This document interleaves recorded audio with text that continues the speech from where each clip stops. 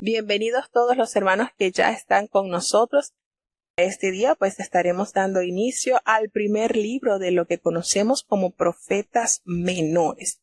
Esta posición en nuestra Biblia la ocupa el profeta Oseas. Contiene 14 capítulos. Significado de su nombre: salvación, liberación.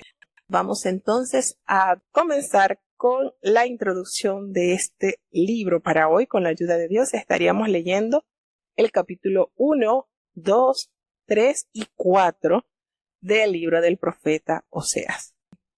Por supuesto, el autor es el profeta Oseas, lleva su nombre y nos damos cuenta que la fecha que data de la escritura de este libro es en el año 750 antes de Cristo. Y el tema principal que se encuentra en este libro es el retorno a Dios, volver a tu primer amor. Cuando tú reconoces que nadie más te puede amar de la misma manera que Dios, entonces regresas a sus brazos, reconociendo que nadie te ha amado ni te amará como Él te amó. ¿Cuáles son las palabras que más vamos a escuchar en este libro? Bueno, el pecado, el juicio y el amor. Con cuánto amor nos ha amado el Señor. El autor de este libro, cuyo nombre significa salvación o liberación, fue escogido por Dios para dar testimonio vivo de su mensaje ante su pueblo, y lo mandó a el profeta Oseas a casarse con una mujer que le sería infiel. La sensibilidad hacia la condición pecaminosa de sus compatriotas y hacia el amante corazón de Dios preparó a este profeta para este difícil ministerio. El libro de Oseas indica el momento preciso y el lugar histórico en que se desarrolló su ministerio al mencionar a los monarcas del reino meridional de Judá. Se menciona en el capítulo 1, cuando habla de que estaba gobernando en el reino del sur Usías, Jotán, Acaz y Ezequías. Eran los años en que en que se desarrolló el ministerio del profeta Oseas. Y el monarca del reino septentrional de Israel fue Jeroboam II, quien era bisnieto de Jehú, aquel rey que mandó a ungir Jehová por mano del profeta Eliseo, y Eliseo envió un mozo para que lo ungiera y para que limpiara la casa de Israel de la idolatría de Baal. A Jehú, el Señor, por haber cumplido a cabalidad esta limpieza, de haber matado a todos los sacerdotes de Baal y de haber destruido su templo, Jehová lo premia diciéndole que de su descendiente estaría sentado allí en el trono de Israel hasta la 4ª generación. Y efectivamente el Señor es fiel en su palabra y así lo hizo. Estuvo gobernando Jehú, su hijo, su nieto y su bisnieto hasta la 4ª generación. Y precisamente Jeroboam II o segundo, hasta allí se cumplió la promesa de Dios. No con esto queremos decir que Jehú fue un rey santo y limpio, no. Ninguno de los 20 reyes que gobernaron en el reinado del norte fueron dignos de admirar por santidad o fidelidad.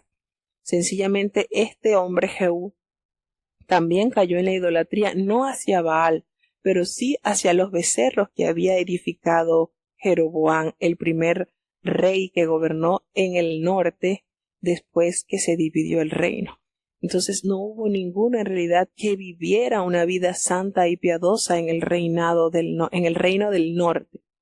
Sin embargo, por él haber hecho lo que Jehová le había mandado de limpiar la idolatría de Baal, el Señor le premia ese esfuerzo y le permite hasta la 4ª generación que se siente a gobernar. Y es precisamente en el último descendiente de Jehú en el reino del norte que está en acción o en el ministerio el profeta Oseas.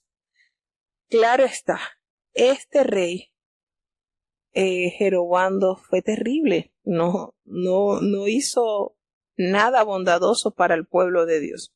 Este hombre gobernó mientras Oseas cumplía su misión profética.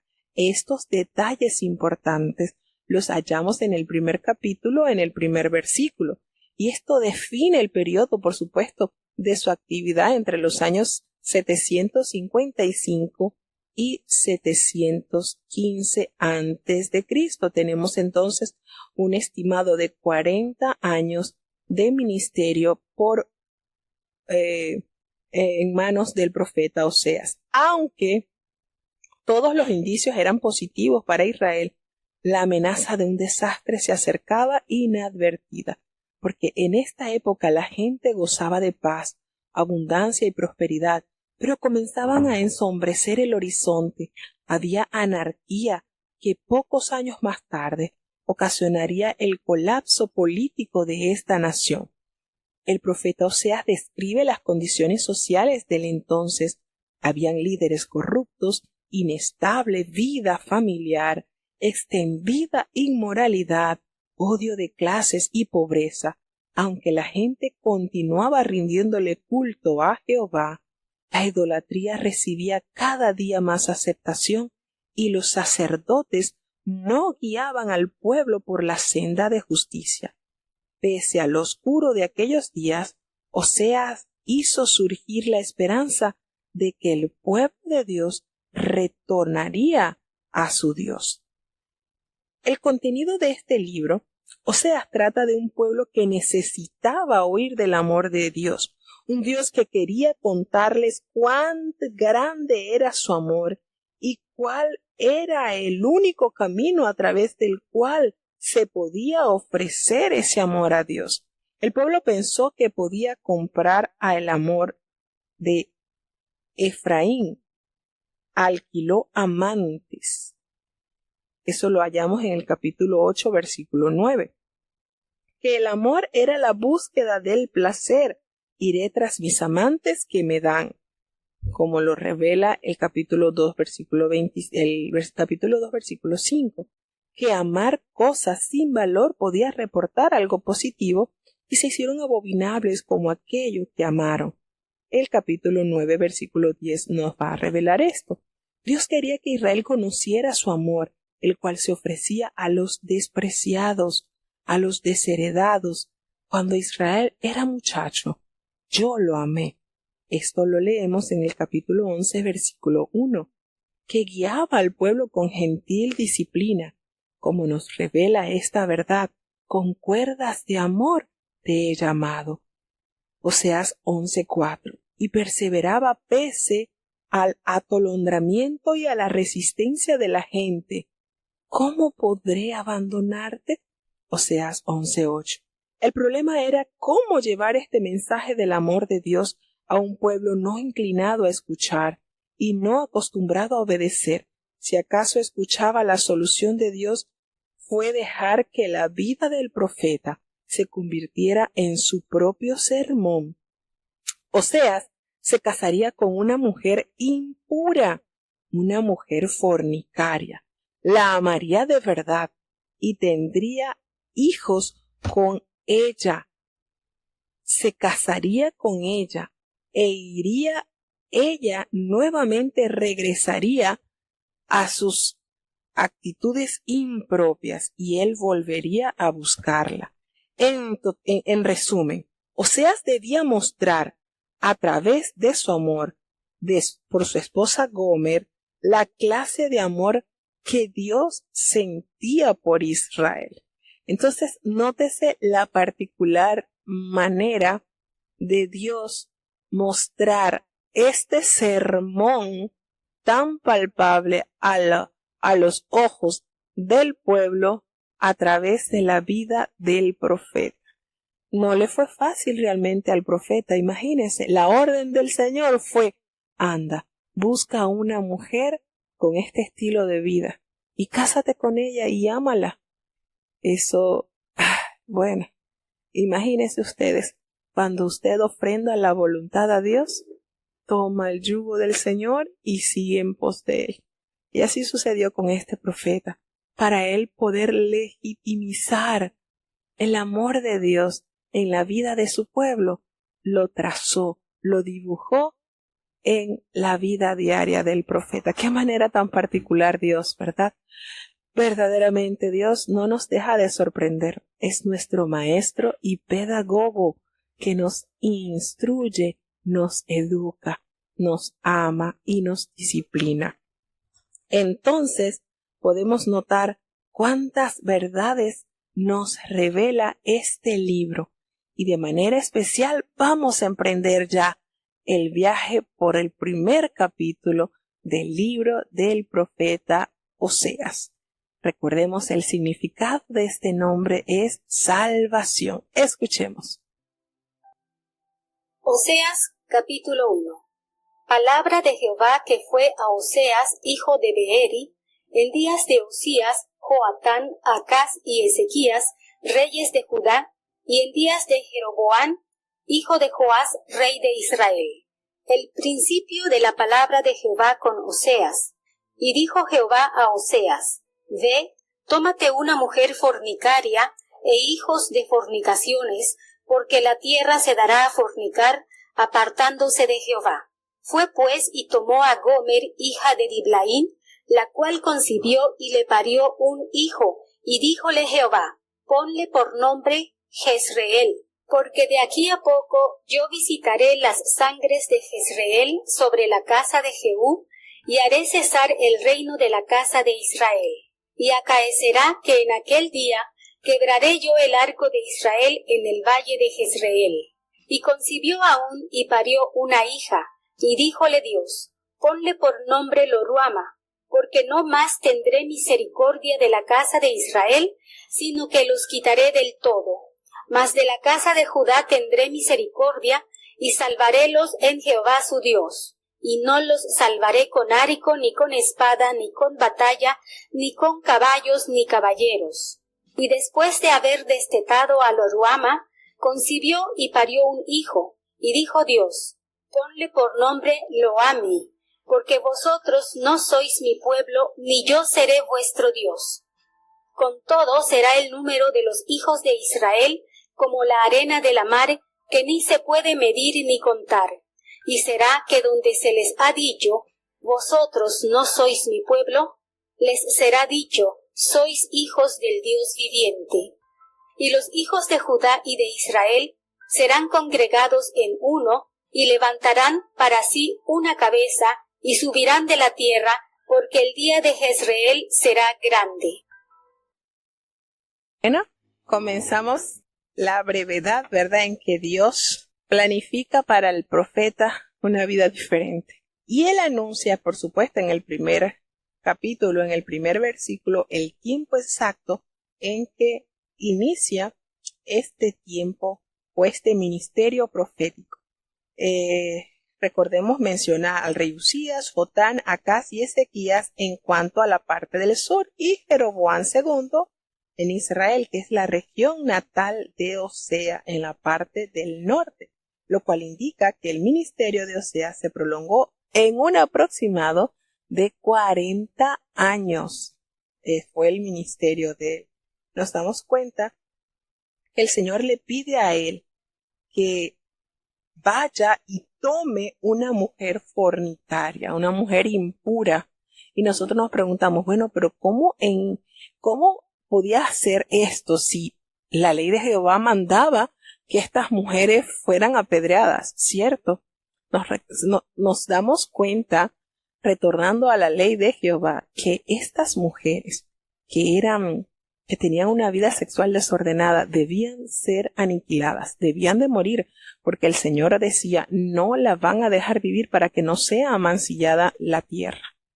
Entonces nos damos cuenta cómo el país estaba en tan deteriorada situación que habían mujeres que tenían una vida desordenada, y el profeta recibe la orden por boca de Jehová que fuese y escogiese a una mujer para que tuviese hijos.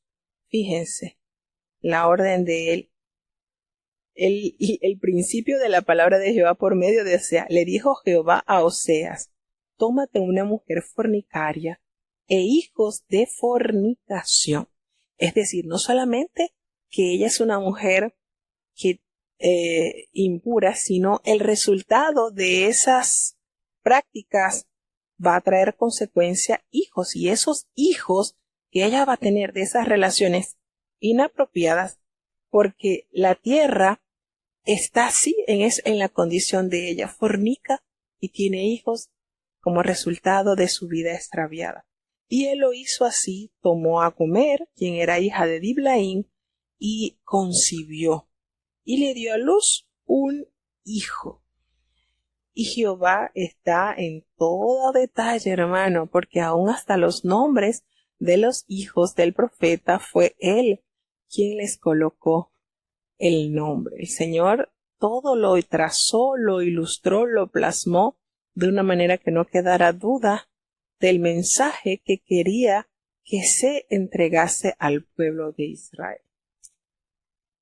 La frase se ha interpretado de tres maneras, esta palabra mujer fornicaria, porque hay como una alegoría que ilustra la relación de Dios con Israel. Gomer cayó en una vida disoluta después que Osea contrajo matrimonio con ella. Osea sabía que Gomer era una prostituta cuando se casó con ella, porque precisamente debía tener esa característica esa mujer. La simple lectura del texto le da la razón al tercer punto de vista. La razón del llamado divino al profeta se ofrece enseguida, porque la tierra fornica apartándose de Jehová. Desde el principio se establece la conexión entre la experiencia del profeta Oseas y la del Señor con su pueblo. Con esto queda puesta la escena para la trama que aborda el libro. ¿Se dan cuenta cuál era la función o bajo qué concepto? Y usted diría, oye, pero Dios, ¿cómo va a hacerle eso al profeta que haga? Bueno, Dios es soberano y Dios quería que el pueblo entendiera, viera a través de la vida del profeta, bajo la circunstancia, la situación en que estaba viviendo su pueblo. Entonces, nos habla que ella tuvo, ella nos dice la palabra del Señor que Gomer concibió y tuvo un hijo, y el Señor le colocó el nombre de Jezreel.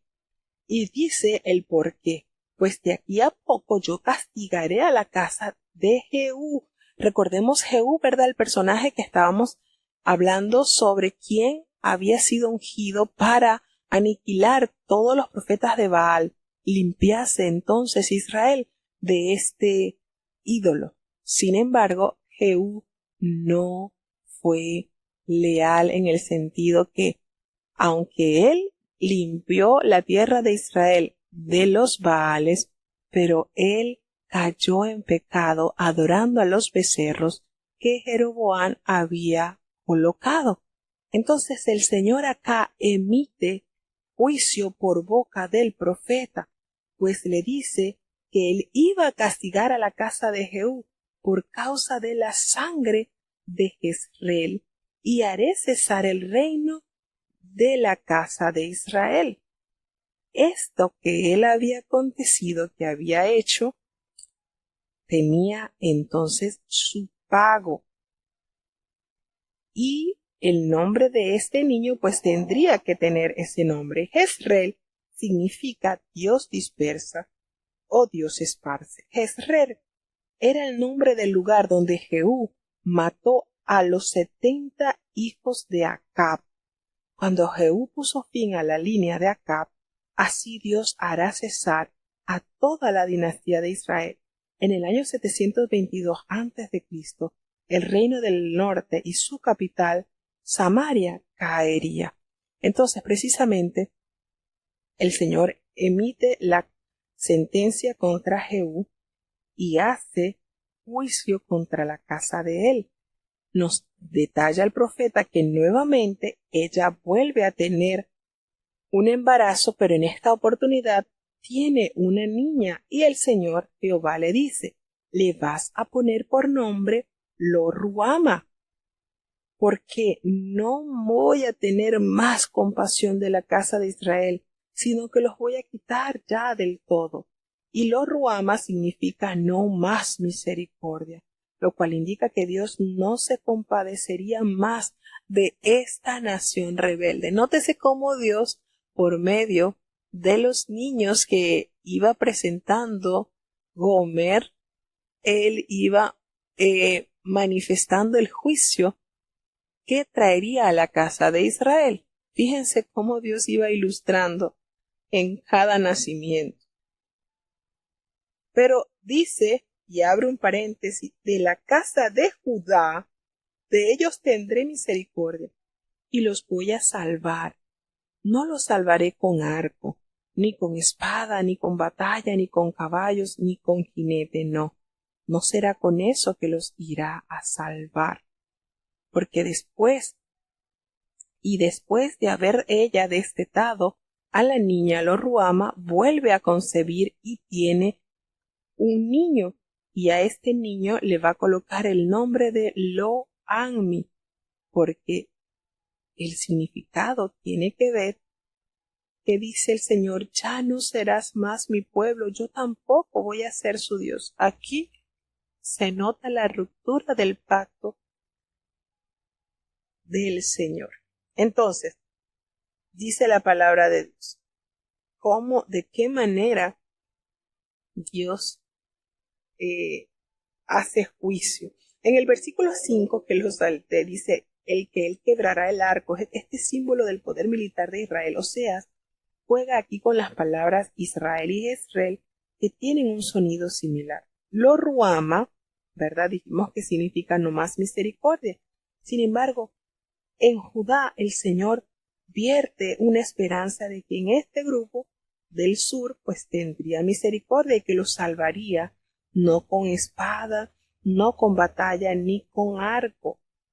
Judá, que es el reino meridional, todavía mantiene el genuino culto del Señor. Los salvaré por Jehová. En el reinado de Ezequías, el ángel del Señor mató nada más y nada menos que la suma de 185,000 asirios, posponiendo la caída de Jerusalén por casi 150 años. Aquí el significado de la palabra Lo-Ammi es no mi pueblo, e indica el fin de la relación con Dios. Nótese la progresión de los tres nombres. Jezreel, que significa juicio, Lo-Ruama, ya la tolerancia pasiva, y Lo-Ammi, no hay ninguna relación entre Dios y su pueblo. Aunque la reunificación de los dos reinos tendrá lugar tras el exilio, su fusión bajo un solo jefe no será definitivamente sino hasta que el Mesías los reúna. Jezreel se ha empleado en el capítulo 1, 4 y 5 para indicar Dios esparce. Ahora adquiere su significado positivo. Dios siembra. Nos damos cuenta entonces cómo el Señor promete también hacer la restauración. Se congregarán los hijos de Judá y de Israel y nombrarán un solo jefe. ¿Quién será ese jefe? Por supuesto, nuestro amado Mesías. Vamos a seguir avanzando hacia el capítulo 2 del libro del profeta Oseas. Oseas capítulo 2. Decid a vuestros hermanos Ammi y vuestras hermanas Ruama, pleitead con vuestra madre, pleitead, porque ella no es mi mujer, ni yo su marido. Quite pues sus fornicaciones de su rostro y sus adulterios de entre sus pechos, no sea que yo la despoje desnuda y la haga tornar como el día en que nació, y la ponga como un desierto, y la deje como tierra seca, y la mate de sed. Ni tendré misericordia de sus hijos, porque son hijos de fornicaciones, porque su madre fornicó. La que los engendró fue avergonzada, porque dijo, iré tras mis amantes, que me dan mi pan y mi agua, mi lana y mi lino, mi aceite y mi bebida. Por tanto, He aquí yo cerco tu camino con espinas, y la cercaré con seto, y no hallará sus caminos. Y seguirá sus amantes, y no los alcanzará. Buscarálos, y no los hallará. Entonces dirá, iré, y volveréme a mi primer marido, porque mejor me iba entonces que ahora. Y ella no reconoció que yo le daba el trigo, y el vino, y el aceite, y que les multipliqué la plata y el oro con que hicieron a Baal. Por tanto yo tornaré, y tomaré mi trigo a su tiempo, y mi vino a su sazón, y quitaré mi lana y mi lino que había dado para cubrir su desnudez. Y ahora descubriré yo su locura delante de los ojos de sus amantes, y nadie la librará de mi mano. Y haré cesar todo su gozo, sus fiestas, sus nuevas lunas y sus sábados, y todas sus festividades. Y haré talar sus vides y sus higueras de que me ha dicho, mis salarios son, que me han dado mis amantes. Y reducirélas a un matorral, y las comerán las bestias del campo. Y visitaré sobre ella los tiempos de los Baales, a los cuales incensaba, y adornábase de sus zarcillos y de sus joyeles, e íbase tras sus amantes, olvidada de mí, dice Jehová.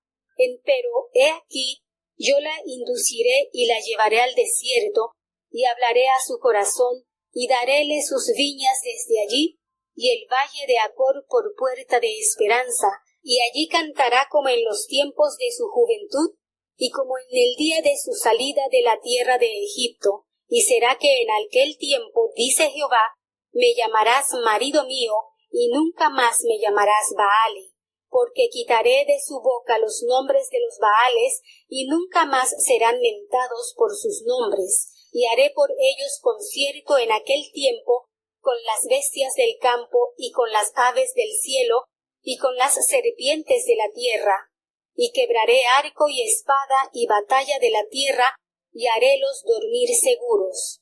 Y te desposaré conmigo para siempre, desposarte he conmigo en justicia y juicio, y misericordia y miseraciones. Y te desposaré conmigo en fe, y conocerás a Jehová. Y será que en aquel tiempo responderé, dice Jehová, yo responderé a los cielos, y ellos responderán a la tierra, y la tierra responderá al trigo, y al vino, y al aceite, y ellos responderán a Jezreel, y sembraréla para mí en la tierra, y tendré misericordia de Loruama, y diré a Loami, pueblo mío tú, y él dirá, Dios mío. Bueno, fíjense lo que podemos ir palpando en cada uno de estos versículos. Al principio del capítulo, el Señor le dice, ustedes díganle a sus hermanos, a Anmi y a su hermana Ruama, deben de reclamarle, de pelearle a su madre, porque ya ella no es mi mujer. Y fíjense cómo Dios se encarga de hilvanar esta situación que está viviendo el profeta a lo que está enfrentando la nación como tal. Dios llama a los individuos a los individuos que forman la nación de Israel, por supuesto, que clamen por justicia, así como lo hacen los hijos cuyo hogar se ha roto a causa del adulterio de uno de sus padres. El Señor le dice, ella no es mi mujer, porque sus acciones adúlteras han roto la relación matrimonial. Es decir, esto que está sucediendo, esto que el Señor ilustra por medio de la vida del profeta, va a traer como consecuencia la separación a causa de la locura, de las malas acciones de la mujer adúltera. Y esto, volvamos a asumir, ¿qué representa el profeta? A Dios, ¿verdad? Es como una alegoría. A la mujer adúltera, a Israel, que ha tenido una vida desordenada. Y por supuesto, cuando ella abandona al esposo, los hijos quedan a la intemperie, no tienen los mismos beneficios que tienen cuando su padre, porque recordemos la importante función de un padre, es la de proveer, la de proteger, la de formar, porque en la educación hebrea tenemos que los niños, una vez que eran destetados, pues la educación recaía sobre los papás. Y las niñas, por supuesto, eran las mamás las que las formaban para los deberes que ellas tenían que realizar en el hogar. Entonces, toda esta armonía social que se lleva a cabo cuando un matrimonio está finamente armonizado con la voluntad de Dios, crea hijos sanos, hijos saludables, hijos fuertes emocional, espiritual, socialmente, cosa que aquí el Señor le argumenta y le dice a sus hijos, mire, reclámenle a su madre, contiendan con ella, porque ya ella no es mi mujer, ella es la que ha fallado con este pacto que hemos concertado. No ha sido el esposo, porque se ha mantenido siempre con la fidelidad y con la misión de cumplir su función. Entonces, fíjese cómo Dios va ilustrando por medio de la vida del profeta. Entonces, a consecuencia, pues, Dios les dice a ellos lo que debían hacer. Pues, Él le dice, no sea que yo la despoje, la desnude y la haga tornar, la haga que tenga la misma condición en la que ella nació. ¿Cómo nacimos nosotros? Desnudos, por supuesto. Y la ponga como un desierto y no la deje como tierra seca y la mate de sed. Entonces, vemos lo que estaba argumentando el Señor, lo que pasa en la ruptura matrimonial cuando la mujer no lleva el rol por la cual o para la cual Dios la ha asignado. Y le hace entonces la advertencia, no tendré misericordia de sus hijos, es decir, ella me falló, tampoco voy a velar por los hijos, porque son hijos de fornicaciones, son hijos que no tengo una responsabilidad mayor, porque han sido concebidos bajo los preceptos del pecado. Sus hijos cargan con el pecado de la madre. Entonces Dios despliega, sin embargo, dice, la madre fornicó, la que engendró fue y lo que ella engendró fue avergonzada, porque dijo, yo iré, me moveré tras mis amantes, ellos son los que me sustentan, los que me dan el pan, el agua, los que me visten, las que me sacia de mis bebidas cuando no es así. Y precisamente en este capítulo el Señor les dice, todo lo que tienes es porque yo te lo di, no han sido tus amantes. Y ella entonces manifestaba o daba a entender que eran sus amantes quienes proveían hacia ella, cuando sabemos que por medio de las escrituras era Israel más bien que se prostituía y lejos de los amantes pagarle a ella le pagaba a sus amantes. Entonces, le dice el Señor le dice, bueno, Dios le despliega, dice en el versículo 6, he aquí yo cerco tu camino con espinas y la cercaré con seto y no vas a encontrar tus caminos. Dios despliega su misericordia mientras trata por todos los medios de retenerlo junto a sí para que no lo deje. Sin embargo, seguirá a sus amantes, no los va a alcanzar, los vas a buscar pero no los vas a hallar. Y entonces, solo entonces, cuando te veas bajo esa condición, vas a entender que mejor te es volver a tu primer marido, porque mejor te va cuando estás con él que como estás ahora. Entonces, fíjense la manera, el pecado no le traería a Israel las satisfacciones que él buscaba como nación.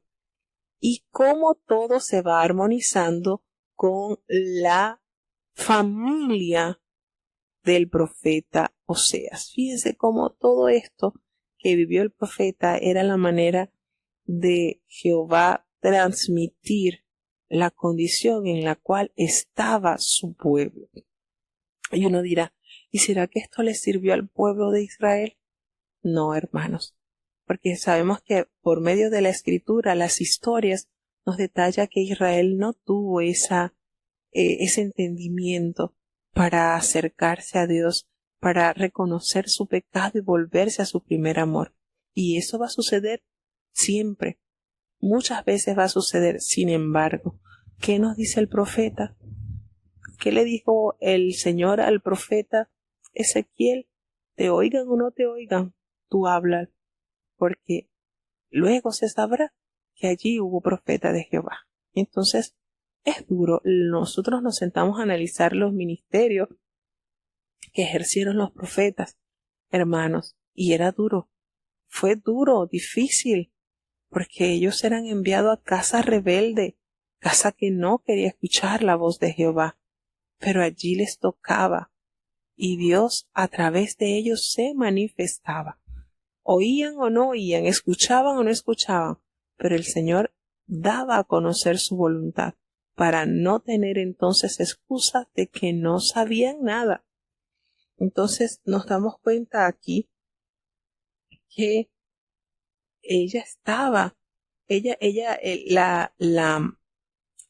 la mujer, la esposa del profeta, le hace referencia, ella no había reconocido que era el Señor quien le daba el trigo, el vino, el aceite, quien había dado hasta oro, hasta plata, que ella lo malinvirtió en sus amantes, en Baal.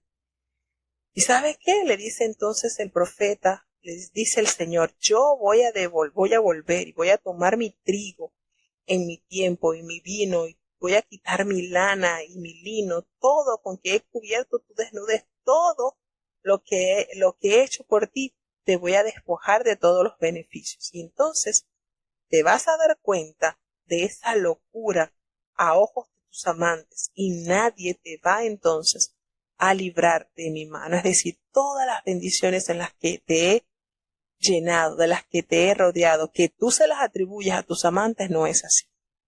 He sido yo el que te ha alimentado, el que te ha vestido, el que te ha cubierto, el que te ha sustentado.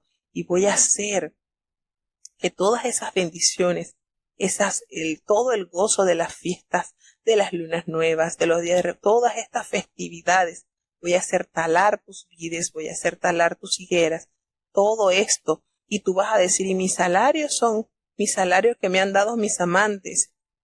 Todo eso a lo que tú le atribuías, que eran tus amantes, de los cuales recibías beneficio. Y no es así. Todo eso lo voy a reducir a matorral. Será solamente monte, no habrá más nada.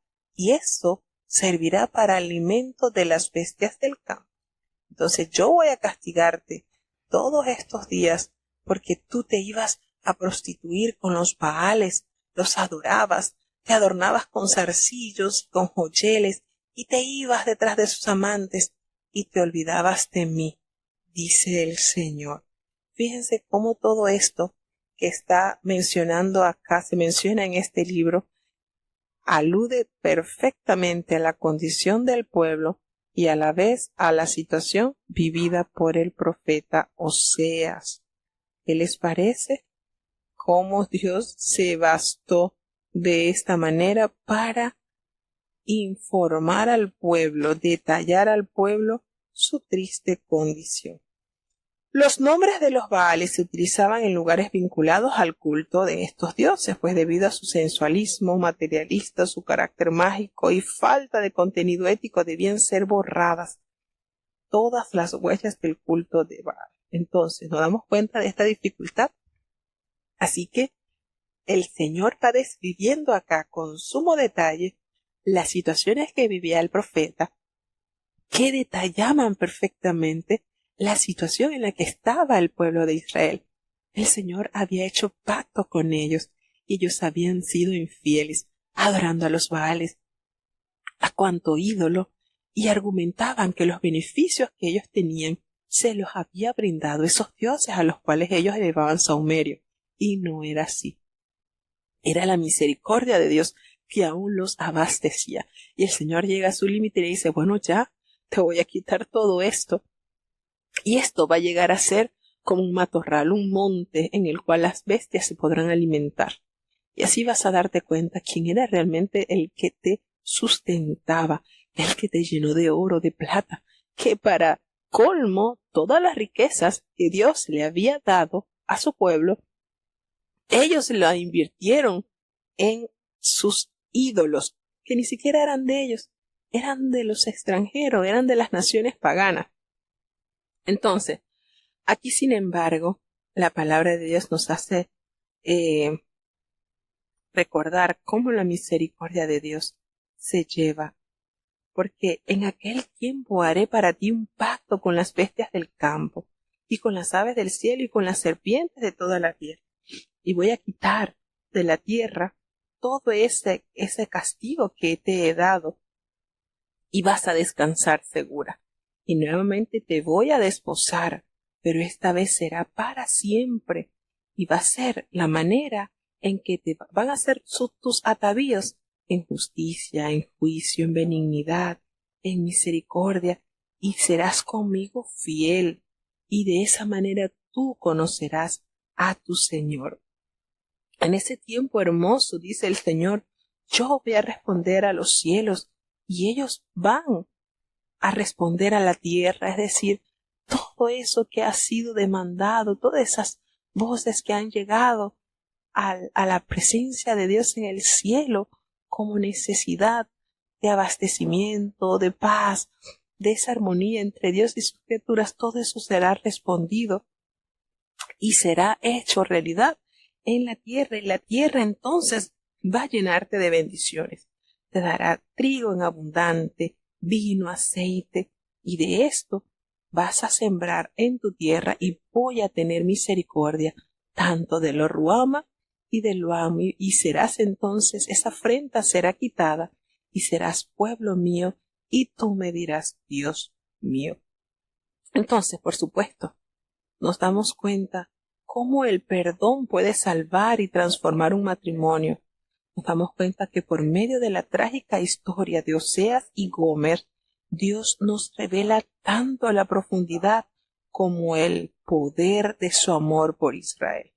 Y de vínculo marital, Dios describe su dolor y la humillación que sufre debido a la infidelidad de Israel. En obediencia a Dios, Osea padece el mismo dolor y humillación por la infidelidad de su esposa, pero Dios muestra cómo puede salvarse el matrimonio mediante el sufrimiento y el perdón.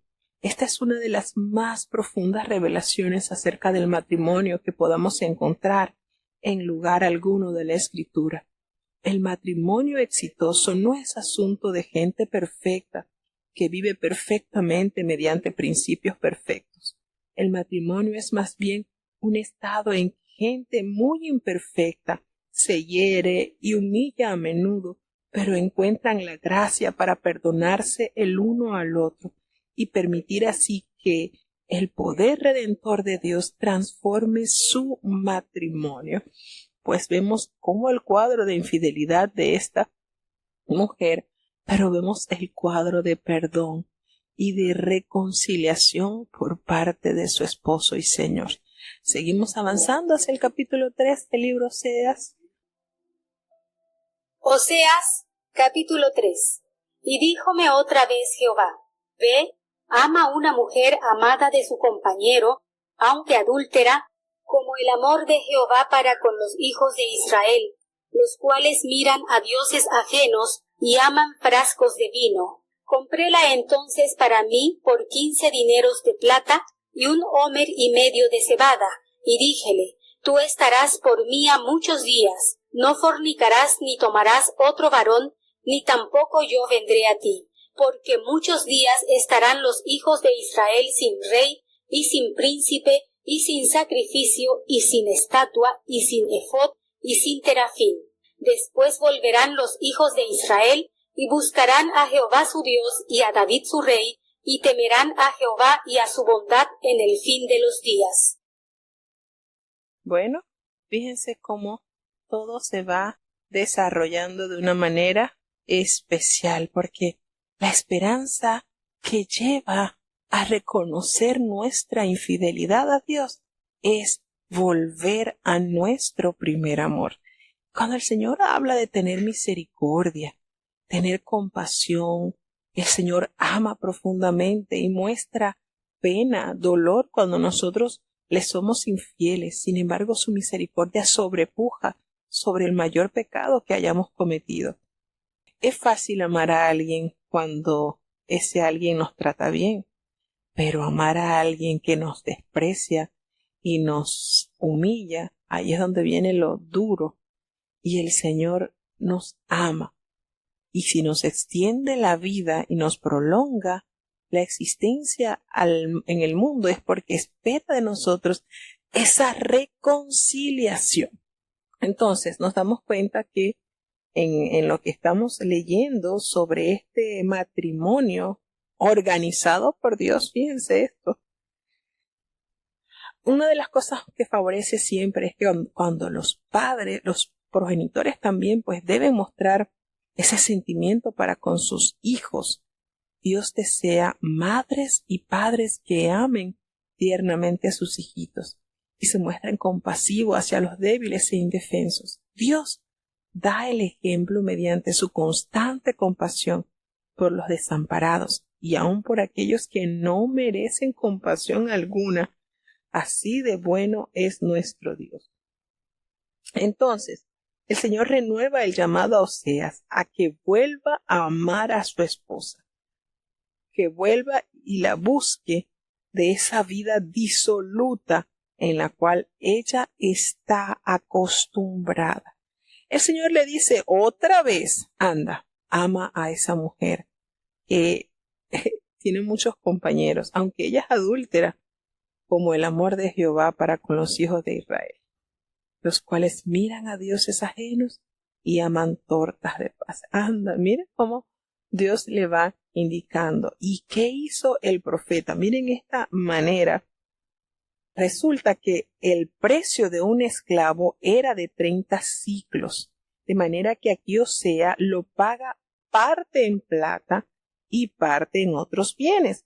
15 ciclos de plata, que representaban unos 171 gramos, un homer y medio de cebada, que equivalía a 555 litros aproximadamente, y él va y compra esa, regresa, es decir, va, ella estaba en su mundo desordenado, disoluto, y ella va, el profeta va y paga la liberación de su mujer. De tal manera que él ya y le anuncia y le dice, mira, tú vas a ser mía durante muchos días. No vas a estar fornicando, ni vas a acostarte con otro varón, no. Vas a estar totalmente aislada de todo hombre, ni aún con él iba a estar. Y esto se lo anuncia porque habrán muchos días en que los hijos de Israel iban a estar sin rey, sin príncipe, sin sacrificio, sin ninguna estatua y sin ningún efod y sin ningún terafín en lo cual fuera a caer en la idolatría. Es decir, no iba a tener oportunidad de buscar a Dios, pero tampoco de errar con otros dioses. Cuando le dicen, no tendrás rey, ni príncipe, ni sacrificio, nada. Porque después de este tiempo, este va a ser como un tiempo de depuración.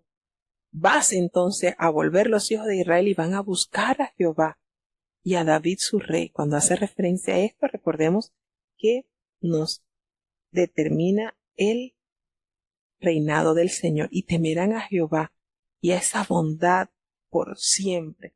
Entonces, esto, por supuesto, durante el exilio, Israel tendría que prescindir de todas las estructuras y todos sus recursos con los que ellos habían dependido en el pasado. Las listas de instituciones y símbolos que guiaban los pasos de Israel eran una mezcla de principios del culto y prácticas ordenadas. Por ejemplo, eran prácticas ordenadas y prohibidas por Dios, las cuales indican cuánto se había movido el pueblo hacia una forma de religión sincrética. ¿Ustedes saben lo que es el sincretismo? Es que el sincretismo es mezclar varios cultos. Y entonces Israel había caído en este punto, por supuesto. Claro está, la palabra de Dios nos habla que cuando Asiria se llevó consigo a los moradores de Israel en el norte, notaron que las tierras de Israel fueron llenadas de bestias feroces y los que llegaban ahí eran devorados. Entonces ellos entendieron y dijeron, vamos a buscar los sacerdotes israelitas para que enseñen y estos cese. Y resulta que los sacerdotes hicieron una mezcla de los cultos al Señor y los paganos. Allí se habla de sincretismo. Entonces, sucede que ellos iban a tener entonces este tiempo como de depuración. Y por ejemplo, el efod formaba parte de la vestimenta del sumo sacerdote, el cual se adhería a esa herramienta que era el urín y el tumín. Pero los terafines eran dioses domésticos, probablemente eran imágenes de los antepasados. Recordemos que el papá de Rebeca tenía terafines y ella llegó a robar esos ídolos. Es que por naturaleza el hombre siempre busca algo en quién o qué confiar. Triste y lamentablemente se inclina de una manera equivocada, porque le es difícil confiar en algo que usted no ve. Y por eso siempre esa idea de tener algo allí, algo palpable que usted pueda ver, echarle agüita, echarle un vinito, colocarle una florecita. Pero esto no funciona así. El Dios al invisible, al único, a ese es al que hay que rendirle toda adoración. Y el altar principal de ese Dios es nuestro corazón. Entonces fíjense la manera en que cuando habla sobre, por supuesto, el rey, el hijo de David su rey, nos hace referencia, por supuesto, a nuestro amado Cristo y a esa bondad y a esa misericordia con que el pueblo va a recibir nuevamente la reconciliación con Dios, a ese Dios al cual temerán, al cual van a estar allí en reverencia. Y esta relación, está relacionada pues con la reacción de una persona hacia algo repentino y sorprendente que le hace temblar. Entonces nos damos cuenta cómo Israel tiembla debido a la repentina, sorprendente e increíble benignidad de Dios que derrama sobre su pueblo en los últimos días. Y este versículo del capítulo 3, que es el último, el 5, este versículo muestra cuán positivo puede ser el concepto hebreo del temor, del temblor, de la reverencia, así como lo expresa Proverbios 28, ¿verdad? Bienaventurado el hombre que siempre teme a Jehová. Allí, a ese punto, Dios quiere que su pueblo llegue a adorarle, a temerle con reverencia perfecta. Vamos a seguir entonces ya al último capítulo por el día de hoy. Oseas, capítulo 4. Oíd palabra de Jehová, hijos de Israel, porque Jehová pleitea con los moradores de la tierra, porque no hay verdad ni misericordia ni conocimiento de Dios en la tierra. Perjurar y mentir y matar y hurtar y adulterar prevalecieron, y sangres se tocaron con sangres, por lo cual se enlutará la tierra y extenuaráse todo morador de ella, con las bestias del campo y las aves del cielo, y aun los peces de la mar fallecerán. Ciertamente hombre no contienda ni reprenda a hombre, porque tu pueblo es como los que resisten al sacerdote. Caerás por tanto en el día, y caerá también contigo el profeta de noche, y a tu madre talaré. Mi pueblo fue talado porque le faltó sabiduría. Porque tú desechaste la sabiduría, yo te echaré del sacerdocio, y pues que olvidaste la ley de tu Dios, también yo me olvidaré de tus hijos. Conforme a su grandeza, así pecaron contra mí. Trocaré su honra en afrenta. Comen del pecado de mi pueblo, y en su maldad levantan su alma. Tal será el pueblo como el sacerdote, y visitaré sobre él sus caminos, y pagaréle conforme a sus obras. Y comerán, mas no se hartarán, fornicarán, mas no se aumentarán, porque dejaron de atender a Jehová. Fornicación y vino y mosto quitan el corazón. Mi pueblo a su madero pregunta, y su palo le responde, porque espíritu de fornicaciones lo engañó, y fornicaron debajo de sus dioses. Sobre las cabezas de los montes sacrificaron, e incensaron sobre los collados, debajo de encinas, y álamos, y olmos que tuviesen buena sombra. Por tanto, vuestras hijas fornicarán y adulterarán vuestras nueras.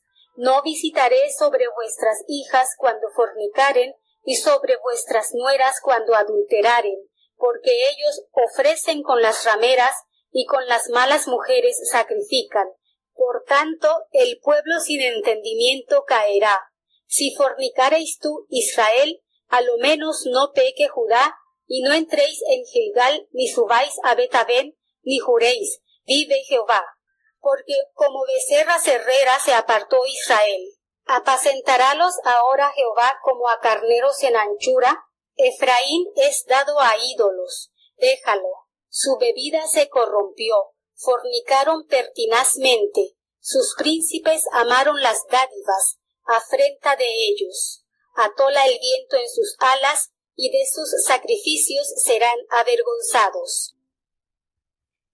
Bueno, en este capítulo ya vemos al Señor acusando a Israel de sus pecados, la idolatría que había invadido la nación. Cuánto mal nos causa la desobediencia, de verdad.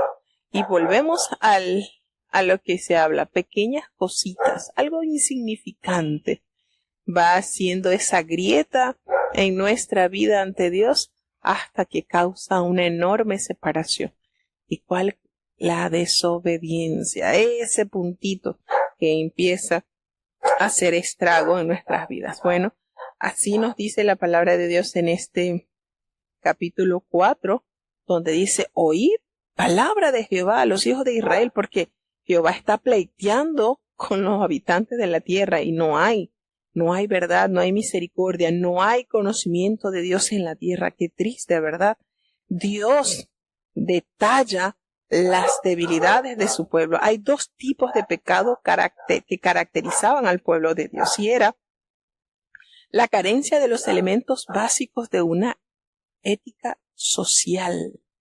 Ellos no miraban por los necesitados y los desvalidos, y ellos violaban rigurosamente los mandamientos del Señor. Entonces estos quiebres causaron grandes estragos en la vida del pueblo del Señor.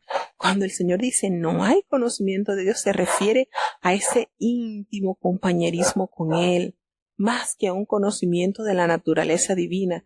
Ellos habían rechazado esa relación con Dios, y esto ocasionaba, por supuesto, su destrucción. Los mandamientos que regulan las relaciones con el prójimo son violados constantemente. Perjuran, mienten, matan, hurtan, adulteran. Prevalecen homicidios tras homicidios. Decadencia total ante esta terrible condición. Triste y lamentablemente, el pueblo había llegado a un punto donde la sociedad estaba totalmente destruida. Y lo más triste era aquellos a quienes se le había asignado el orden, la enseñanza al pueblo para que vivieran en temor y en obediencia, eran los principales en hacer lo malo, como eran los reyes, como eran los sacerdotes, como eran los profetas. Qué triste, ¿verdad? Da pesar estas condiciones. Entonces, los que resisten, por supuesto, los sacerdotes, se refieren al rechazo de la autoridad ordenada por Dios, cuando dice: ciertamente hombre no contienda ni reprenda a hombre, porque tu pueblo es como los que resisten al sacerdote. Triste y lamentablemente, esos profetas que representan aquí a los falsos profetas, madre es la nación. Fíjense cómo Dios censura de una manera, y les dice entonces el Señor, y esto es una sentencia tremenda: ellos caerían, llegaría el día en que caerían, y caerían también esos profetas falsos, y a tu madre destruiré. ¿Por qué fue destruido mi pueblo? Porque le faltó el conocimiento, esa íntima relación con su Hacedor, porque ellos desecharon, y no fue porque ellos desecharon ese sentimiento, esa estrecha relación con Dios. Entonces el Señor también los iba a ellos a rechazar. porque ellos olvidaron la ley del Señor. Y entonces el Señor pues también se iba a olvidar de ellos. No quieres conocerme, rechazaste mi conocimiento, rechazaste esa estrechez, esa íntima relación que debe haber entre Dios y su pueblo. Bueno, entonces yo también te voy a desechar. ¿Te has olvidado de mi ley? Pues entonces yo también me olvidaré de ti. ¿Qué les parece? De lo que me das, te doy. En pocas palabras el Señor le afirma aquí. ¿Te olvidaste de la ley? Porque es que la ley está plasmado el amor de Dios. ¿Te olvidaste de mi ley? Entonces yo me olvidaré de ti. Así de sencillo. Así con ese tremendo pecado con el que has llenado, yo también te voy a cambiar ahora esa honra por afrenta, de ese pecado de mi pueblo que comen en su maldad y se hartan de su maldad. Bueno, así el pueblo, miren, el pueblo está tan descompuesto como el sacerdote, y voy a castigar a su conducta y voy a pagarles conforme a sus obras, de tal punto que ellos van a sentir que están comiendo, pero no se van a saciar, y van a fornicar, pero no se van a multiplicar, porque ellos dejaron la razón de su vida, servir a su Dios. Entonces esa idolatría es sentenciada. El Señor les dice que ya esa honra iba a ser afrenta a su oficio, que representaba un alto honor, había sido utilizado de una forma bochornosa a los profetas y a los sacerdotes, y ese pecado ofrende a la ofrenda expiatoria. Cuando ellos dicen que el versículo 8 del pecado de mi pueblo comen, es haciéndose referencia a que cuando el que ofrecía la expiación por su pecado y ellos comían, aquí está censurando duramente a los sacerdotes, y en su maldad levantan su alma, es decir, ellos están comiendo de esto y ellos procuran que el pueblo siga pecando para que ellos sigan siendo alimentados de eso. Entonces, el juicio que el Señor trae es esencial para una relación con Dios, porque de esa manera es quitada la inmoralidad y la embriaguez. Han fornicado con vino y mosto y quitan el juicio del Señor. Todo eso a causa de no estar sobrios en hacer la voluntad de Dios. ¿Y qué es lo que hace mi pueblo? Busca solución en ídolos hechos de madera, y le preguntan al leño y le preguntan a estos dioses, y esto lo que hace es que ellos estén errados y han dejado a su Dios todopoderoso. Esa idolatría los condujo a prácticas absurdas, infectó su espíritu y llevó a sus familias a seguirlos por la senda del pecado. El leño se utilizaba para escudriñar el futuro y orientarse. ¿Qué les parece? Como que si el leño podías decirle a ellos lo que iba a acontecer, cuando eso lo sabe Dios y lo anunciaba Dios por boca de sus profetas. Pero no prefirieron ellos escuchar al leño que escuchar la voz de los profetas que el Señor enviaba, dándole evidencia de lo que acontecería en lo porvenir. Entonces, todo esto el Señor les dice: este pueblo sin entendimiento caerá. La ruina es el destino seguro que aguarda a aquellos a quienes rechazan tener una relación con Dios. Judá puede evitar la suerte de Israel si permanece junto a Dios. Se usa en este lugar, pues aquí de Betel, casa de Dios, y Gilgal, y Betel eran lugares, por supuesto, aquí en este caso de cultos paganos. Entonces hace referencia a los corderos en lugar espacioso, y se extraviarán o se convertirán en presa de los depredadores. Y cuando habla de Efraín, se emplea a lo largo de Oseas como el sinónimo del reino del norte, Israel. Y aquí pues se usa un término poco usual para designar a los príncipes. Normalmente significa escudo, y aquí se da a entender que quienes debían haber protegido el pueblo lo habían dejado indefenso. Su bebida se corrompió, fornicaron sin cesar, sus príncipes armaron lo que avergüenza. El enemigo llegará con fuerza y súbitamente como una tormenta, de modo que el Señor le habla y le dice que el castigo vendría a través del juicio de Dios por su gran pecado. Sin embargo, el Señor dice, no castigaré a vuestras hijas cuando forniquen ni a vuestras nueras cuando adulteren, porque ellos mismos se van como rameras y con malas mujeres sacrifican. Por tanto, este pueblo sin entendimiento va a pecar. ¿Por qué? Porque se dedicaron a adorar y a sacrificar en los collados, debajo de las encinas, en los álamos y en los olmos, y allí donde había buena sombra, allí se dedicaron a adulterar, a pecar, a cometer cuanta asquerosa abominación que es la idolatría. Y fíjense que es precisamente el primer mandamiento con que el Señor visita a su pueblo. No tendrás dioses ajenos delante de mí. Y fue el principal vínculo de caída en el pueblo de Israel, la idolatría. Porque de verdad, y uno dice, por eso el Señor le dice, dos males tengo contra mi pueblo. Me han dejado a mí fuente de agua viva, y se han cavado para sí cisternas rotas que no retienen agua. ¿Cómo dejar un Dios vivo, eficaz, poderoso, eterno, amoroso, por un leño, por una piedra, por un pedazo de metal? Definitivamente. ¿Cuánto colirio en los ojos necesitamos, verdad? Para que el Señor nos permita ver más allá de lo que nuestros ojos humanos puedan ver. Bueno, hasta aquí llegamos al capítulo 4.